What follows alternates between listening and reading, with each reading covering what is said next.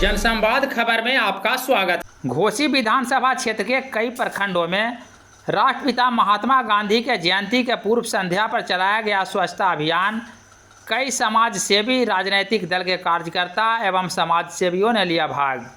दरअसल घोसी विधानसभा क्षेत्र के मोदनगंज, हुलासगंज, घोसी एवं काको प्रखंड क्षेत्र में राष्ट्रपिता महात्मा गांधी के जयंती के पूर्व संध्या पर स्वच्छता अभियान चलाया गया, जिसमें कई बुद्धिजीवी, सामाजिक कार्यकर्ता एवं राजनीतिक कार्यकर्ताओं ने भाग लिया। इस मौके पर घोसी नगर पंचायत के ward number 3, ward number 9, ward number 14 में सफाई अभियान चलाया गया।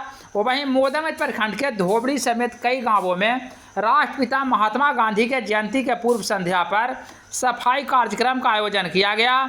इस मौके पर भाजपा मंडल अध्यक्ष निरंजन कुमार, समाज सेवी राकेश कुमार, ब्रजेश कुमार, टुल्लू समेत पार्टी के कई कार्यकर्ता शामिल हुए।